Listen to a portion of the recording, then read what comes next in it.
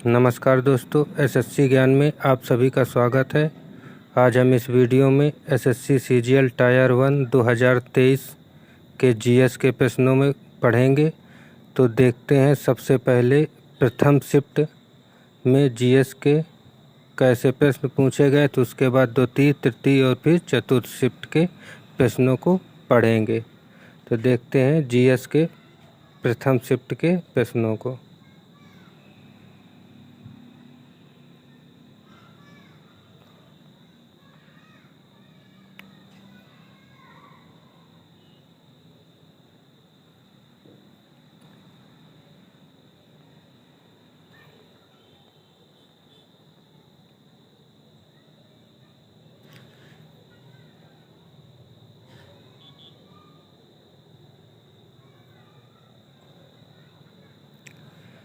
तो पहला क्वेश्चन पूछा गया है जीएस का, स्तंभों का मिलान कीजिए। इसमें स्तंभ ए, स्तंभ बी सामान्य ज्ञान से संबंधित प्रश्न है। इसमें से पूछा गया है कि कौन सा ऑप्शन इसमें सही होगा।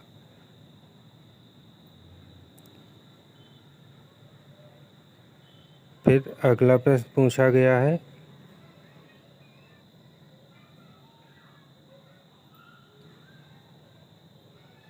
जूम कर लेते हैं इसको इस तरीके से। ये अब दूसरा प्रश्न पूछा गया था, टाइगर लीजन या फ्री इंडिया लीजन के संस्थापक कौन थे। तो इसका करेक्ट आंसर था सुभाष चंद्र बोस। फिर तीसरा प्रश्न पूछा गया था, सुश्री भक्ति प्रदीप कुलकर्णी को निम्न में से किस खेल में उत्कृष्ट पुरस्कार 2022 से सम्मानित किया गया था। तो इसका आंसर था शतरंज खेल से प्रदीप कुलकर्णी को पुरस्कार से सम्मानित किया गया था। फिर चौथा प्रश्न पूछा गया था, अचल पूंजी के उपभोग को फिर डैश के रूप में भी जाना जाता है। तो इसको मूल्य ह्रास के रूप में जाना जाता है। फिर पांचवा प्रश्न पूछा गया था, भारतीय लेखा परीक्षा और लेखा विभाग का प्रशासनिक प्रमुख कौन होता है। तो इसका आंसर था नियंत्रक एवं महालेखा परीक्षक, जिसे कैग बोलते हैं। फिर अगला प्रश्न पूछा गया था, निम्न में से कौन सा देश एएफसी महिला एशिया कप फुटबॉल 22 के करंट से था। तो इसको छोड़ देते हैं। फिर अगला प्रश्न पूछा गया था, जनसंख्या के आधार पर उस विकल्प की पहचान कीजिए कि आरोही क्रम में व्यवस्थित करता है। तो इसमें पूछा गया था, जनसंख्या में किस देश की जनसंख्या सबसे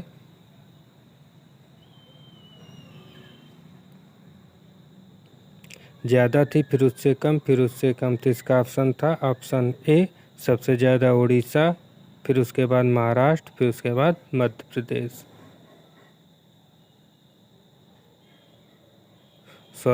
सबसे कम थी उड़ीसा, उसके बाद महाराष्ट्र, उससे ज़्यादा, फिर उससे ज़्यादा मध्य प्रदेश। तो इसका ऑप्शन ए सही होगा। फिर अगला प्रश्न पूछा गया था, 2018 में गूगल डूडल ने मृणालिनी साराभाई का 100वां जन्मदिवस मनाया था। वह नृत्य शैली की प्रतिपादक हैं। तो इसका आंसर था भारतनाट्यम और कथकली की प्रतिपादक थी। फिर अगला प्रश्न पूछा गया था,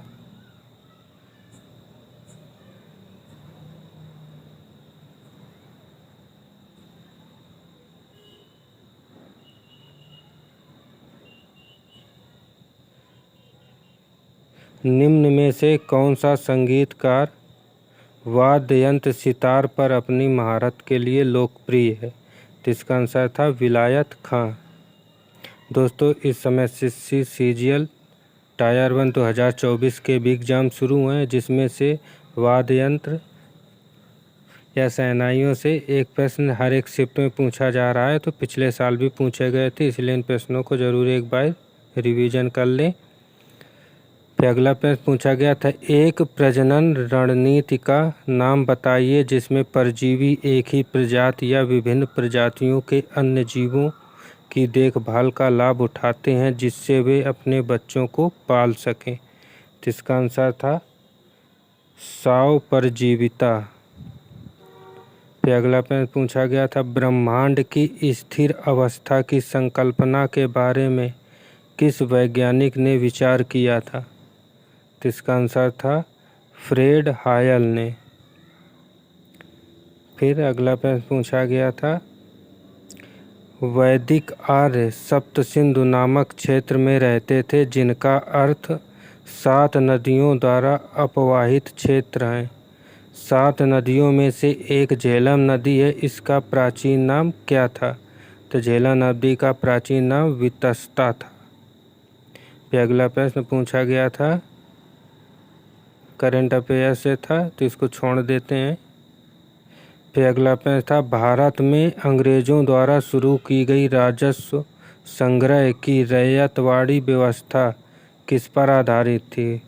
तो इसका आंसर था रिकॉर्ड के लगान सिद्धांत पर आधारित थी। फिर अगला प्रश्न जो कंप्यूटर से पूछा गया था प्राथमिक माध्यमिक और तृतीयक देखभाल सेवाओं पर ध्यान देने के साथ देश भर में स्वास्थ्य देखभाल के बुनियादी ढांचे को मजबूत करने के लिए शुरू की गई सबसे बड़ी अखिल भारतीय योजना निम्न से कौन थी? तो ये थी पीएम अभीम योजना। फिर अगला प्रश्न करेंट अफेयर से था, इसको छोड़ देते हैं। फिर अगला प्रश्न पूछा गया था भारतनाट्यम दक्षिण भारत के धार्मिक विषयों पर किसके आध्यात्मिक विचारों को व्यक्त करता है? तो इसका आंसर था शैव धर्म को। फिर अगला प्रश्न पूछा गया था कौन सा त्यौहार टाई ऑफ प्रोटेक्शन शब्द से जुड़ा है? तो इसका आंसर था रक्षाबंधन। दोस्तों 2024 में भी त्यौहार संबंधी हर एक शिफ्ट में एक प्रश्न जरूर पूछा जा रहा है, तो आप प्रीवियस ईयर के सभी सेटों के जीएस के प्रश्नों को एक बार ज़रूर रिवीजन कर लें, जिससे कि आप सभी को त्यौहार संबंधी सारे प्रश्न रिवीजन हो जाएंगे और कुछ प्रश्न रिपीट भी हो रहे हैं, तो आप लोगों को इससे प्रॉफिट होगा। फिर अगला प्रश्न पूछा गया था भारतीय संविधान के निम्न में से कौन से अनुच्छेद नागरिकता से संबंधित हैं? तो इसका आंसर था अनुच्छेद 5 से 11। फिर अगला प्रश्न पूछा गया था एकल के लिए बैडमिंटन कोर्ट की लंबाई कितनी होती है? तो इसका आंसर था 30.40 मीटर। फिर अगला प्रश्न पूछा गया था 1901 में विलयनों में रासायनिक गतिकी और परासरणी दाब के नियमों की खोज द्वारा प्रदान की गई असाधारण सेवाओं की पहचान के लिए नोबेल पुरस्कार किसे दिया गया था? तो इसका आंसर था जैकब्स हेनरिक्स वैनटिहाफ को। फिर 22वां प्रश्न पूछा गया था निम्न में से किसका उपयोग लार्ज हैड्रोन कोलाइड और एमआरआई स्कैनर तथा एनएमआर स्पेक्ट्रोमीटर में अतिचालक चुंबकों के लिए शीतलन माध्यम के रूप में किया जाता है? तो इसका आंसर था हीलियम का। फिर अगला प्रश्न पूछा गया था निम्न में से कौन सा राज्य तापी बेसिन का हिस्सा नहीं है? तो इसका आंसर था राजस्थान। फिर 24वां प्रश्न पूछा गया था किस औद्योगिकी नीति में अति लघु उद्योग इकाई के लिए निवेश सीमा बढ़ाकर 2 लाख की गई? तो 1980 में इसका आंसर था। फिर 25वां प्रश्न पूछा गया था चोल प्रशासन में फिर डैश गांवों में सदन होती थी जो मुख्य रूप से ब्राह्मणों द्वारा बनाई गई थी? तो आंसर था सभा होती थी गांवों में जो बनाई गई थी। दोस्तों ये थे प्रथम शिफ्ट के जीएस के 25 प्रश्न। अब बढ़ते हैं अपनी अगली शिफ्ट 14 जुलाई 2023 की सेकंड शिफ्ट के जीएस के प्रश्नों की ओर। तो पढ़ते हैं प्रथम प्रश्न को। लाइनस कार्ल पॉलिंग को रासायनिक आबंध की प्रकृति और जटिल पदार्थों की संरचना की व्याख्या के लिए इनके अनुप्रयोग के क्षेत्र में इनके शोध के लिए रसायन विज्ञान में नोबेल पुरस्कार कब मिला था इनको? तो आंसर होगा 1954 में। फिर अगला प्रश्न करंट से था तो इसको छोड़ देते हैं। फिर अगला प्रश्न, न्यायाधीशों को एक उच्च न्यायालय से दूसरे उच्च न्यायालय में स्थानांतरित करने का अधिकार किसके पास है? तो इसका आंसर था भारत के राष्ट्रपति के पास। फिर अगला प्रश्न था, भारत के गणतंत्र दिवस समारोह में लगातार किन दो देशों में कोई मुख्य अतिथि नहीं आया? तो इसका आंसर था 2021 और 2022 में। फिर अगला प्रश्न था, अंतर्राष्ट्रीय बालिका दिवस 21 कब मनाया गया? तो इसका आंसर था 11 अक्टूबर को। फिर अगला प्रश्न पूछा गया था, हवा, प्रकाश, नमी या भोजन को खराब करने वाली जीवाणुविक क्रिया के संपर्क में आने पर वसा और तेलों के पूर्ण या पूर्ण ऑक्सीकरण या जल अपघटन की प्रक्रिया क्या है? तो यह थी विकृति गंधन प्रक्रिया थी। फिर अगला प्रश्न पूछा गया था, एक तत्व X की परमाणु संख्या क्या होगी जो आवर्त 2 और समूह 17 में उपस्थित है? तो इसका आंसर था 9। फिर अगला प्रश्न पूछा गया था, निम्न में से किसकी स्थापना 1875 में बम्बई में हुई थी? तो इसका आंसर था आर्य समाज की स्थापना। फिर अगला प्रश्न पूछा गया था, उत्तर पश्चिम भारत में पठानों ने किसके नेतृत्व में लाल कुर्ती रेड शर्ट के नाम से मशहूर खुदाई खिदमतगार संस्था की स्थापना की थी? तो इसका आंसर था खान अब्दुल गफ्फार खान ने की थी।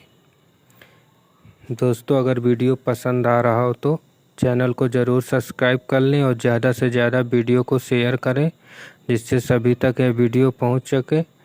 दोस्तों, डेली हम एसएससी सीजीएल 2023 के 4 शिफ्टों का पूरा एक वीडियो लेकर आएंगे जिसमें सभी जीएस के चारों शिफ्टों के 100 प्रश्नों का पूरा विस्तृत वर्णन रहेगा। इस तरह आप सभी को एसएससी के एग्ज़ाम की पूरे जीएस के प्रश्नों का रिवीजन भी हो जाएगा। तो डेली वीडियो देखना बिल्कुल ना भूलें। बढ़ते अपने अगले प्रश्न की ओर। फिशर के मात्रा सिद्धांत को उनके द्वारा डैश के रूप में दिए गए प्रसिद्ध समीकरण के माध्यम से समझाया गया है? तो इसका आंसर था mv बराबर pt। इस समीकरण से समझाया गया था। फिर करंट का प्रश्न था, इसको छोड़ देते हैं। फिर अगला प्रश्न था, निम्न में से कौन सा विकल्प भारतीय संविधान में रिपब्लिक गणतंत्र शब्द का अर्थ बताता है? तो इसका आंसर था निर्वाचित प्रमुख। फिर अगला प्रश्न पूछा गया था, मृच्छकटिका नाटक निम्न में से किसने लिखा था? तो इसका आंसर था शूद्रक। फिर करंट से प्रश्न था, इसको छोड़ देते हैं। फिर अगला प्रश्न पूछा गया था, आधुनिक औद्योगिक प्रणाली के उद्देश्य से पहले भारतीय निर्यात में मुख्य रूप से डैश जैसे निर्माण शामिल थे? तो इसका आंसर सूती और रेशमी वस्त्र जैसे निर्माण शामिल थे। फिर अगला प्रश्न पूछा गया था, का समीकरण नृत्य ऐतिहासिक और पौराणिक कथाओं को चित्रित करते हुए 2 पुरुषों द्वारा किया जाने वाला आदिवासी नृत्य है? तो इसका आंसर था ओडिशा का नृत्य। फिर अगला प्रश्न था, निम्न में से कौन सा लाल शैवाल है? तो इसका आंसर था रोडोफाइसी। फिर अगला प्रश्न पूछा गया था, नृत्याचार्य पुरस्कार, संगीत नाटक अकादमी पुरस्कार और कालिदास सम्मान से सम्मानित गुरु विपिन सिंह किस शास्त्रीय नृत्य को बढ़ावा देने के लिए प्रसिद्ध थे? तो इसका आंसर था मणिपुरी। फिर अगला प्रश्न पूछा गया था, शकूर खान और पंडित राम नारायण जैसे संगीतकारों ने निम्न में से कौन सा वाद्य यंत्र बजाया? तो इसका आंसर था सारंगी वाद्य यंत्र। फिर 20वां प्रश्न पूछा गया था, निम्न में से हिमालय के किस उपखंड में कंचनजंगा पर्वत स्थित है? तो इसका आंसर था दार्जिलिंग और सिक्किम हिमालय में। 21वां प्रश्न पूछा गया था, निम्न में से विकल्पों में असत्य कथन का चयन करें। तो इसमें से 4 विकल्प थे, उसमें से असत्य कथन था बैकाल चट्टानें विलयन से अवक्षेपित घुलित सामग्री से बनती हैं, यही ऑप्शन गलत था। फिर अगला प्रश्न पूछा गया था, 1528 में चंदेरी के युद्ध में निम्न में से किसकी हार हुई थी? तो इसका आंसर था मेदिनी राय की हार हुई थी। फिर अगला प्रश्न पूछा गया था, ये करंट से था, इसको स्किप करते हैं। फिर अगला प्रश्न था, के नजीब बनाम भारत संघ का मामला निम्न में से किस अनुच्छेद के तहत अधिकारों के उल्लंघन से संबंधित है? तो इसका आंसर था अनुच्छेद 21। फिर अगला प्रश्न पूछा गया था, निम्न में से कौन सी भाषा तिब्बती वर्मी भाषा परिवार से संबंधित है? तो आंसर था त्रिपुरी भाषा। दोस्तों ये थे 14 जुलाई 2023 सेकंड शिफ्ट के जीएस के सभी 25 प्रश्न। अब बढ़ते हैं थर्ड शिफ्ट की ओर, तो वीडियो में बने रहिएगा। तो पहला प्रश्न है, एस ब्लॉक के तत्व कैल्शियम की व्युत्पत्ति किस लैटिन शब्द से हुई है? तो इसका आंसर होगा कैलक्स से। फिर अगला प्रश्न पूछा गया, स्तनधारियों के यकृत में निम्न में से कौन सी कोशिकाएं पाई जाती हैं? तो इसका आंसर होगा कुप्फर कोशिकाएं। फिर तीसरा प्रश्न पूछा गया, कौन सा जल मार्ग भारत बांग्लादेश प्रोटोकॉल मार्ग के माध्यम से भारत की मुख्य भूमि के साथ संपर्क प्रदान करता है? तो इसका आंसर था NW2। फिर चौथा प्रश्न पूछा गया था, गृह सरकार में परिवर्तन करके भारत के राज्य सचिव को ब्रिटिश भारत की सरकार के लिए कब उत्तरदायी बनाया गया था? तो इसका करेक्ट आंसर था 1858 में। फिर अगला प्रश्न पूछा गया था, निम्न में से कौन सा शैल एक प्रकार नहीं है? तो इसका आंसर था अवशेष चट्टान एक शैल का प्रकार नहीं है। फिर अगला प्रश्न पूछा गया था, 8वीं सदी ईस्वी में दक्षिण पूर्व एशिया में अपने साम्राज्य की स्थापना करने वाले शैलेंद्र राजा किस धर्म के अनुयायी थे? तो इसका आंसर था बौद्ध धर्म के।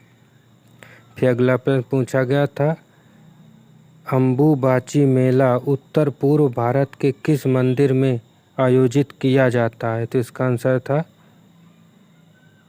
कामाख्या में। फिर अगला प्रश्न पूछा गया था, भारत का प्रथम विधि अधिकारी कौन होता है? तो इसका आंसर था भारत का महान्यायवादी। फिर अगला प्रश्न पूछा गया था, पहले पैरालंपिक खेल किस वर्ष आयोजित किए गए थे? तो इसका आंसर था 1960 में। फिर अगला प्रश्न पूछा गया था, तनाव के बाद की उपयुक्तता के लिए अच्छी होती है? तो इसका आंसर था लॉन्ग स्पैन के लिए। फिर अगला प्रश्न पूछा गया था, हाइपोपैराथायरॉयडिज्म, दस्तचिकित्सा रिकेट्स और पारिवारिक हाइपोफोस्फेटेमिया के इलाज के लिए किस विटामिन डी समधर्मी का इस्तेमाल किया जाता है? तो इसका आंसर था एर्गो कैल्सीफेरोल का।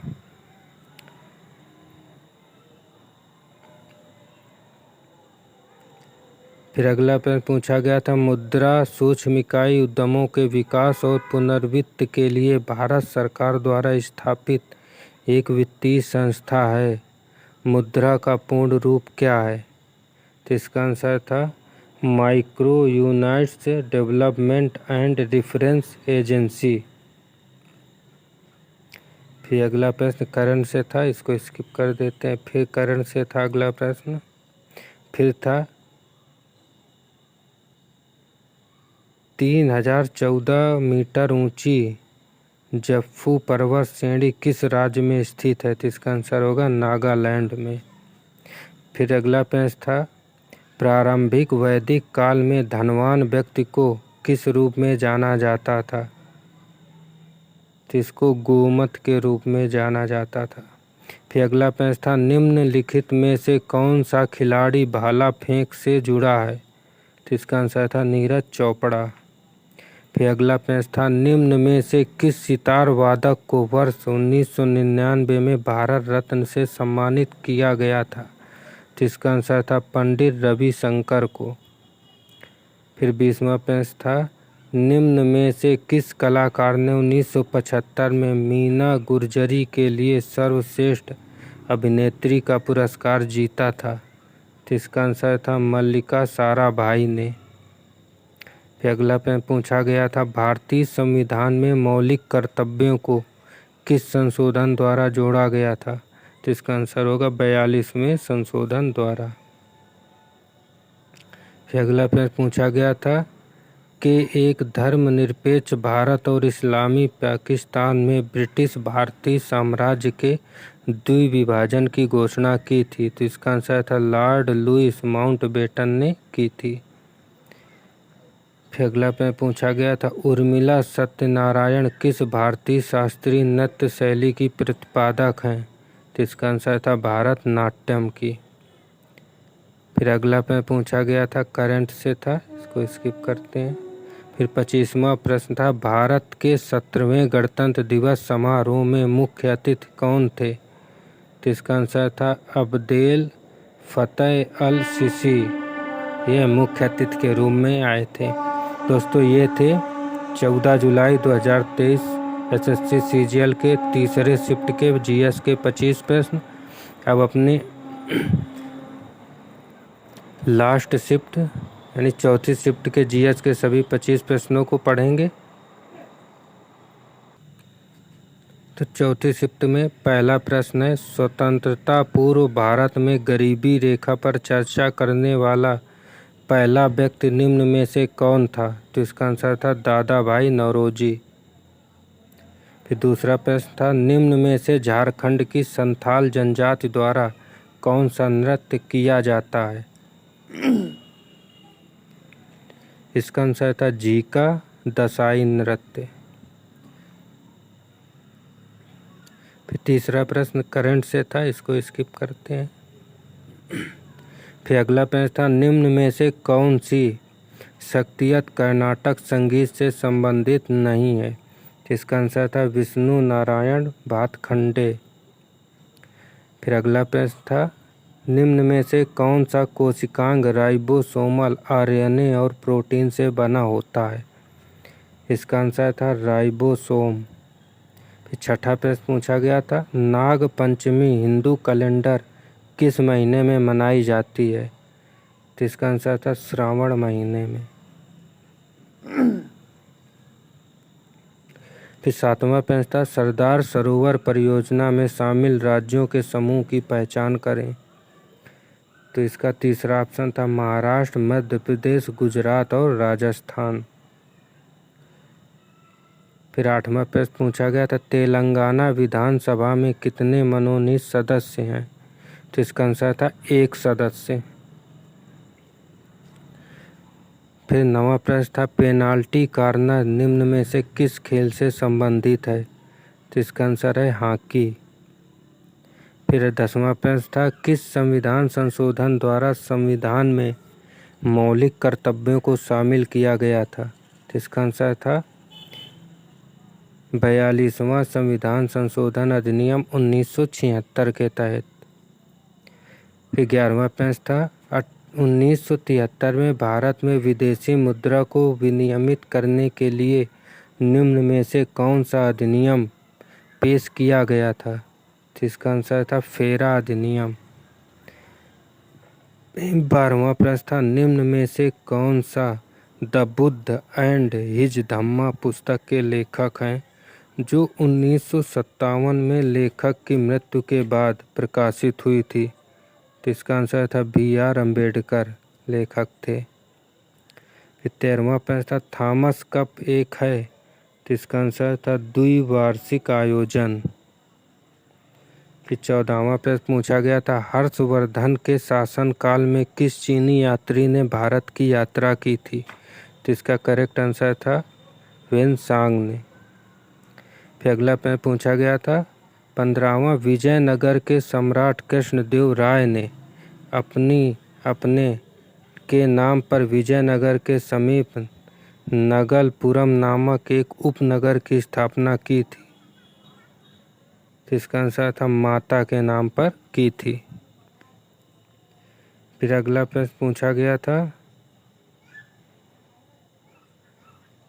कौन तैराकी में ओलंपिक योग्यता समय, एक करंट से संबंधित, इसको छोड़ देते हैं, ये भी करंट से है। फिर 58वां प्रश्न था, प्रसिद्ध मणिपुरी नृत्यांगना सुश्री बंदोपाध्याय की उपलब्धियों के संदर्भ में सही कथन का चयन करें। तो इसमें चौथा ऑप्शन सही था, उन्हें वर्ष 2020 का संगीत नाटक अकादमी पुरस्कार दिया गया था। फिर ये मिलान से संबंधित एक प्रश्न था, इसमें राज्य और पहाड़ियाँ दी गई थी, तो केरल होगा, अन्नामलाई पहाड़ियों पाई जाती हैं, फिर मेघालय में गारो पहाड़ियाँ पाई जाती हैं और मिजोरम में लुसाई पहाड़ियाँ पाई जाती हैं। तो इसका ऑप्शन बी सही होगा। फिर 20वां प्रश्न पूछा गया था, भारत में सूक्ष्म वित्त संस्थाओं का विनियामक है। तो इसका आंसर होगा आरबीआई, भारतीय रिजर्व बैंक विनियमन करता है। फिर अगला प्रश्न पूछा गया था, ट्राइक्लोरोमेथेन का प्रचलित नाम क्या है? तो इसका आंसर था क्लोरोफार्म। फिर 22वां प्रश्न था, 1931 में किस जर्मन रसायनज्ञ और भौतिक विज्ञानी ने यह प्रकाशित किया कि एक एरोमेटिक यौगिक में विषम संख्या में इलेक्ट्रॉनों के युग्म होने चाहिए, जिसे गणितीय रूप में 4n+2 n = 0 1 2 3 आदि के रूप में लिखा जा सकता है? तो यह एरिच हकल ने प्रतिपादित किया था। फिर 23वां प्रश्न था, सीपी इल्बर्ट निम्न में से किसके अधीन परिषद के विधि सदस्य थे? तो ये लॉर्ड रिपन के अधीन सदस्य थे। फिर 14वां प्रश्न पूछा गया था, 24वां, स्फेनोपिस्टा का एकमात्र जीवित प्रतिनिधि कौन सा है जिसमें एक भूमिगत धीरे धीरे बढ़ने वाला और 12मासी प्रकंद होता है और जो हवाई के साथ साथ भूमिगत शाखाएं भी देता है? तो इसका आंसर था इक्कीसेटम। फिर 25वां प्रश्न था, पृथ्वी के आंतरिक ऊष्मा इंजन के लिए मुख्य ऊर्जा स्रोत क्या है?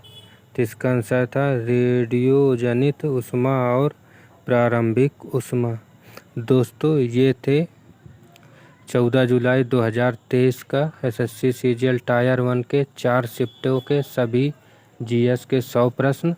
अगर वीडियो पसंद आया हो तो चैनल को सब्सक्राइब कर लें और ज़्यादा से ज़्यादा वीडियो को शेयर करें। कल फिर इसी तरह अगले दिन का यानी 15 जुलाई के सभी चारों शिफ्टों के 100 प्रश्नों का जीएस के एनालिसिस लेकर आएंगे। तब तक के लिए नमस्कार, जय हिंद।